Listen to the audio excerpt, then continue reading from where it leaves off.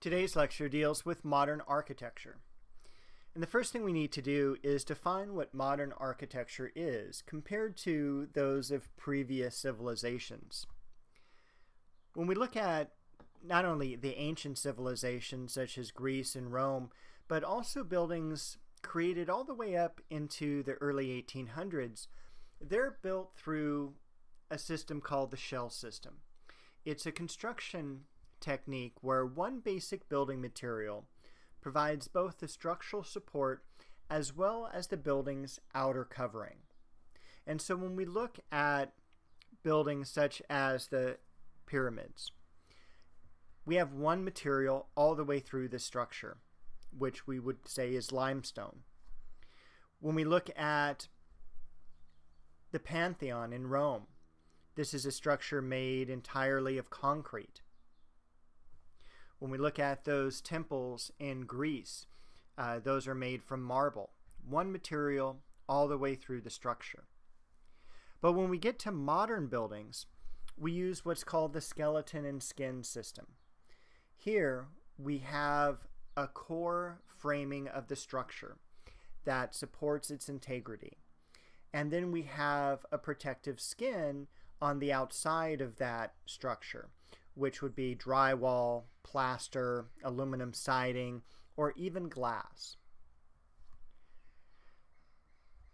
So the very first modern building we're going to look at is the Crystal Palace, and this is the world's first modern building. It's created by Joseph Paxton, and it was opened in 1851. It literally housed the very first World's Fair that began in 1851. This is also the world's first prefabricated structure. It was built extremely fast, in 9 months. And the building itself is made up almost entirely of glass. 900,000 square feet of it makes up this building. And it's absolutely gigantic. It covers 18 acres worth of property. But this is a building that is much different than the Pantheon is. The Pantheon made of concrete, the walls 20 feet thick in order to support the dome. There are no windows in that structure. So when we look at this building in contrast, it's made up entirely of glass. And it's because we've had, new technologies that have come around, and we have materials such as cast iron, which is mainly the supporting structure for this building. That's why we're able to open up the walls and provide so much glass. Now, you'll also notice that the building itself looks more like a greenhouse than any other type of structure. And that's because Joseph Paxton wasn't even an architect by trade. He was a landscaper. And as I mentioned, this is the site of the very first World's Fair that happens in 1851. Sadly, the Crystal Palace doesn't exist anymore. It was destroyed by fire in 1936. Newspaper reports of molten glass running down the streets. But even though this new modern building was an incredible sight, not everyone was on board for this new type of building construction. Up in England, we have the Red House being constructed 8 years after the Crystal Palace. And this is a building that is in the style of Gothic Revival. There's nothing modern about this at all. And it was designed and built by Philip Webb and William Morris.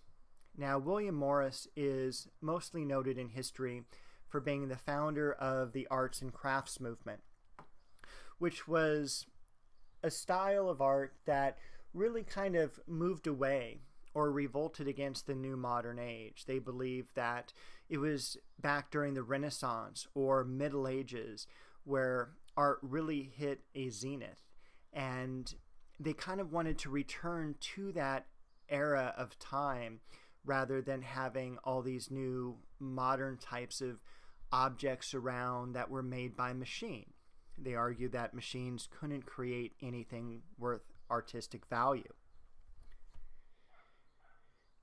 Several years later, we get our second modern building, which is the Eiffel Tower. Now, the Eiffel Tower is just like the Crystal Palace. Not only is it recognizable today, but it is or served as the entry point into the World's Fair. And so here we have this, basically this gigantic man-made structure, the tallest man-made structure in the world, measuring in at just under 1,000 feet tall. Gustave Eiffel is the builder here, and before he built the tower, he was a bridge builder, and you can see the truss and framework very much the same as if it was the Eiffel Tower on its side. Now, the Eiffel Tower is basically a building that is the skeleton only. There is no skin that is covering it. And although it was looked at as a monumental feat at the time, not everyone loved the Eiffel Tower. In fact, people wanted it torn down. They said it was so tall it was disrupting weather patterns over the city of Paris. Other people argued it was an excrescence on the French skyline.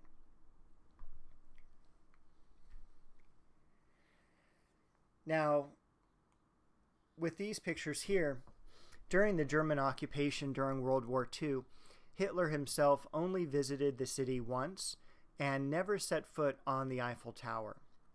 The image at the right of the German soldiers looking out over the city, this is these are people who had to walk up the steps to the top. During the occupation, the French citizens dismantled the elevators, and so these images were taken. At the image at the right, again, these individuals had to walk up the steps to see the view. After the liberation of the city, the elevators miraculously were reinstalled. Staying in Europe, just for this one final house, is the Villa Savoy. Again, we're going to jump in time to the 1920s, and we get to what's called the international style of architecture. Now, this is a style that was just used in Europe only during the 1920s and 1930s. And the Villa Savoy really is the textbook example of the international style. There are 7 indicators of this style, all of which are present here. First of all, we look at the columns at the base of this building. These are called piloti, and they reference the Greek columns of the ancient civilizations, of the ancient temples. Next, we have the second floor, which is, it looks very lightweight. It looks like these thin columns are holding up this massive structure. And so we call this a non-weight-bearing or free-floating facade. Along the sides of the building, we have ribbon windows. We have an open floor plan, so people can move easily within the structure. So there's basically an open floor plan means that there's very few walls. You can look at the lack of ornamentation here. It's very plain. We have a neutral color. And then we have a rooftop garden. And I'll show you an image of that shortly. So those are the 7 features of the international style. The piloti, which reference the Greek columns, the non-weight-bearing or free-floating facade, ribbon windows, open floor plan, no ornamentation, neutral color, and a rooftop garden. So here's a model of the structure where you can see the garden a little bit more. Some interior pictures.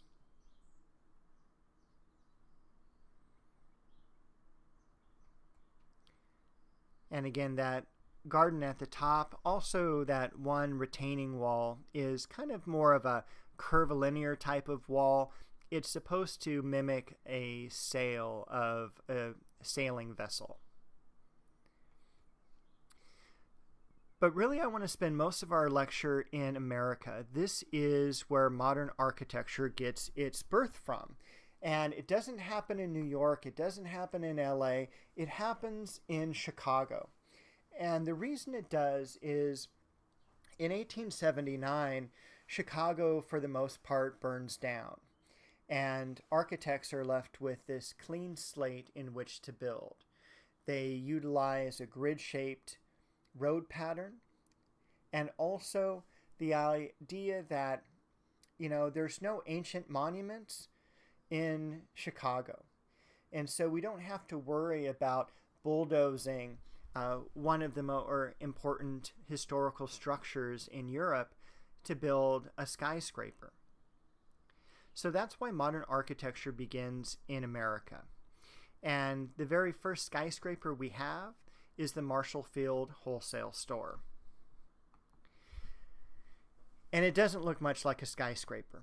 It looks heavy, it looks bulky, it looks tied down to the ground rather than that essence of verticality that we see with skyscrapers. But in this building, this is built the exact same way as the Crystal Palace. It's made with cast iron. There's very few supporting members throughout the structure. You can basically see from one side to the other. However, the architect, I think, made a big mistake with using these heavy limestone bricks on the outside of the building. They're too heavy. They tie down the building, and they mimic buildings that were made hundreds of years ago.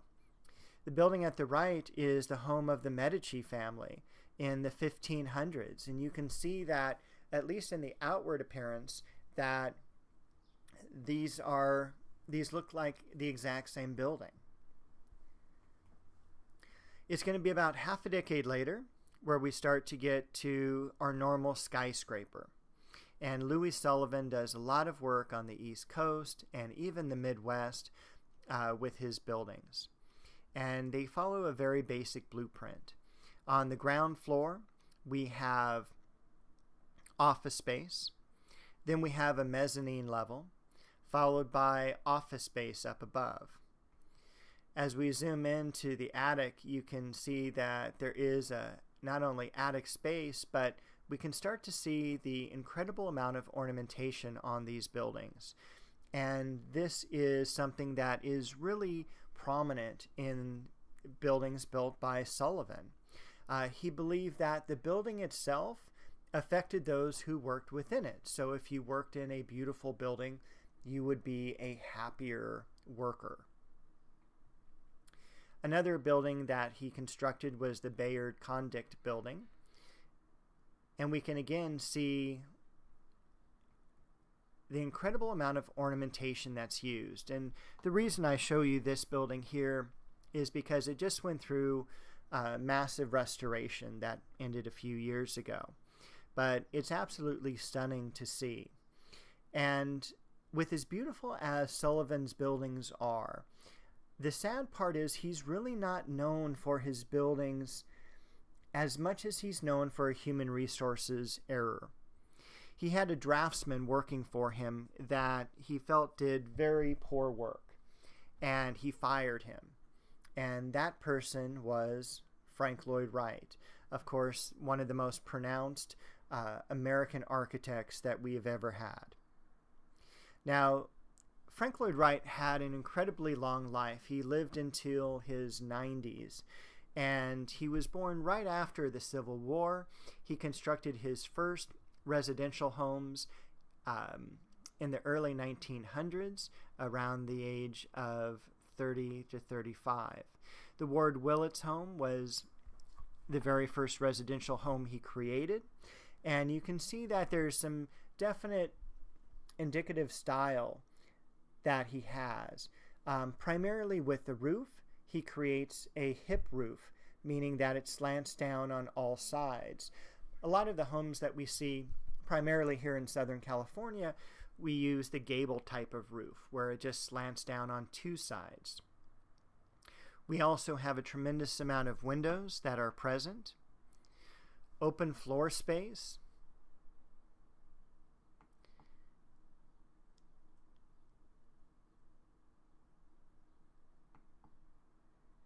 And we want to take a look at the Roby House. This is one of his penultimate buildings. This is a historic building today. It was first commissioned by Frederick C. Roby in the early 1900s. This is a gentleman who was just about 27 or 28 years old. He was a bicycle manufacturer, and he only lived in this house for about 9 months. His company ended up going broke, and there were times where this home was scheduled for demolition, and luckily it survived that and is now on the National Register of Historic Homes, and hopefully it will be protected from here on out. This is really the epitome of what we would call prairie style architecture. Now, that's what Frank Lloyd Wright is known for. And prairie style architecture is very horizontal in terms of quality.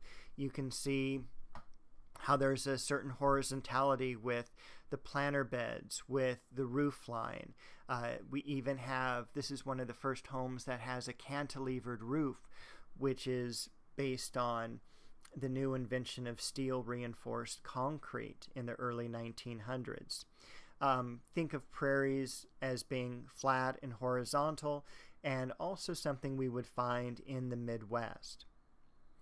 Frank Lloyd Wright embraces materials that are quarried nearby. This is a very odd-shaped piece of land as well, so it was designed exactly for this type of area.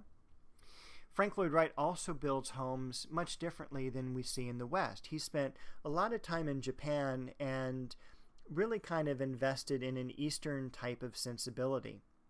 He starts, instead of on the perimeter working in, he starts right at the hearth of the home, the fireplace, and ends up working out from that. So he feels that this is the most important place of the home. This is where the family gathers, and he really wanted to push the idea of family interaction. He has a tremendous amount of windows in his homes. This is to let in natural light compared to having to use artificial light.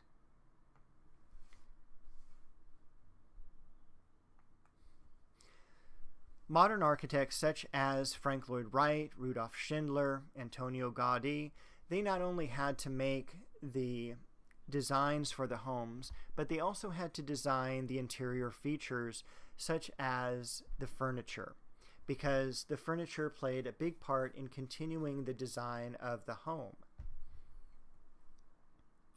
Now, what bothers me the most about modern architecture is our willingness to destroy it. If for some reason the Mona Lisa was ever damaged, we would hear nonstop news about that, and there would be a tremendous amount of restoration effort involved. However, when we have a building that is in our way or it gets old, our first inclination is to bulldoze it and create something new. And that's what happened to a lot of buildings that were constructed by Frank Lloyd Wright. They don't exist anymore, even though we attach this name of our most prominent architect. Now, when we look at the Larkin building, this is an incredible structure, 5 stories tall. It's kind of a fortress-like structure. It has pink mortar, and this is the home of the Larkin Soap Company. This was also a building that had a beautiful atrium. It was the first building to have that type of a setup, and it also was the first building to have air conditioning. The same fate met with the Imperial Hotel, and Frank Lloyd Wright did a lot of work in Japan in the early 20th century. It seems kind of funny that this is an architect we embrace today, but during the early 1900s, he had a tough time making ends meet, and so he frequently took commissions in Japan. And the Imperial Hotel was one of those. Again, this just giant, massive structure. Sadly, it's been destroyed. Some of it has been reconstructed in another location outside of Tokyo. But we also have Frank Lloyd Wright homes on the West Coast, not just in the Midwest. And in Arizona, we have some structures, but also in Los Angeles. And this is on right by the 5 freeway at Hollywood Boulevard. We can go and visit the Hollyhock House. And it's very inexpensive to go and see. It runs you about $10 a ticket to get into the home. And it's at Barnsdale Park. In fact, it's at the very top of the park. You can kind of see the view that it has is pretty spectacular. Off to the right-hand side of the image, you'll see the Griffith Observatory. But we also have the same design style throughout the house. Frank Lloyd Wright is very symmetrical. He also has some Japanese influence in this house.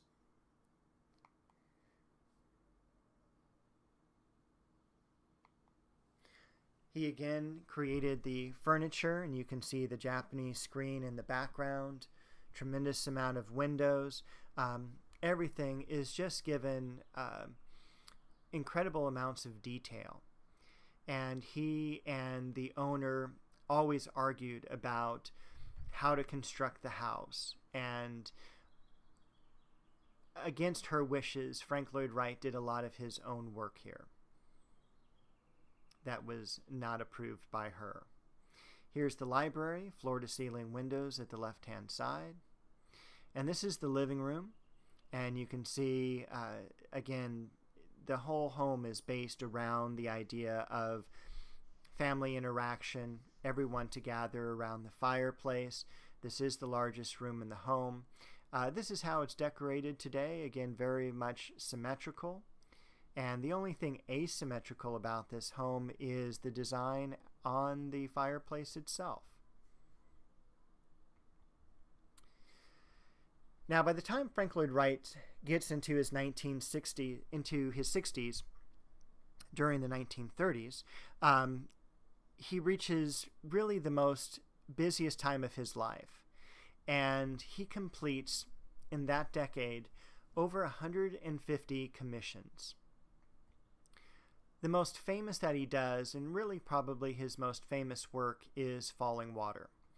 Falling Water is located out in Pennsylvania, and it's sometimes called the Edgar J. Kaufman House. Edgar J. Kaufman was a wholesaler. He owned department stores on the East Coast, and he wanted to build a home on this property. This was family property that he vacationed at as a kid, so it was very meaningful to him. And the first time Frank Lloyd Wright designed this home, he did it on one side of the river. And when he redesigned it, he did it on the other side of the river. The third design, he just planted it right on top of the river itself. And you can see underneath the tray-like structures there, there's some I-beams that are coming at it kind of an angle. And these are what supports the home over the river. The home has recently gone through some restoration about 3 or 4 years ago, and they reset these beams. And over the 80 years that this home had survived, the beams had shifted at the most about 8 inches. So the construction was quite good for this home. And the original plan was that this building would cost about $40,000. However, Frank Lloyd Wright's final bill was $160,000. It was 4 times over budget. Some of the rocks that are located within the home are original landscape rocks to help support the home and attach it to the foundation. This is a summer home, as you can see in this part of Pennsylvania. The winters are quite severe. It has its own website, fallingwater.org, which also has a falling water camera, so you can click on it and see what the home looks like every minute of the day. And I can tell you it doesn't ever change except for the daylight and darkness. You can go through and tour the home. And if you're an architectural student, you can also apply to do internships here. As you can see from these images, we have a lot of celebrities that stop by the home. And this gentleman, of course, from the Rolling Stones. And it has its own Facebook page as well. However, as you saw during the wintertime, the home is not very habitable. And so Edgar J. Kaufman would come to California and stay out in Palm Springs. And his home there was built by another famous architect, Richard Neutra. And this home is occasionally on tour, depending on the owner. The ownership of this home has changed hands several times during the past decade. But you can see how modern it is with the idea of glass being from floor to ceiling. And again, we have a very open floor plan. The only walls here are really movable partitions. And we'll just breeze through these pictures just to give you an idea of what this home looks like, because I want to move on to the Case Study House program. The Case Study House program is pretty incredible. These were experiments in residential architecture in Southern California post-World War II. We had a huge housing issue, and so we have all these servicemen returning from active duty in the Pacific and in Europe, and there's no places for them to live. So the program basically is the idea of how fast can we construct houses with very readily available material. And the leading architects of the time took part. Charles and Ray Eames, Pierre Koenig, Richard Neutra, just to name a few. And they created a total of 36 designs. About 24 of them were carried out to model homes, and that's where it stopped. The program itself was a complete failure in that none of these homes were ever mass produced, but the remnants of these 24 homes is really quite incredible.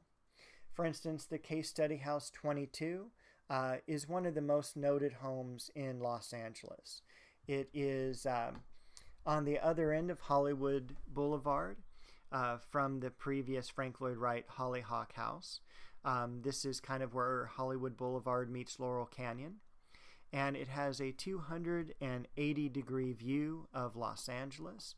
You can see that the center portion here has the kitchen and living room. To the left of that are the 2 bedrooms, and then the bathrooms are behind to the left. Here's the view of the home. The home itself could not be constructed today due to building codes, but value on this home is probably about $30 million today. It is called the Stall House because the original family members still own the house, and they do have it on tour. The tours are, 1 hour long, and they're a little pricey, but very much well worth it.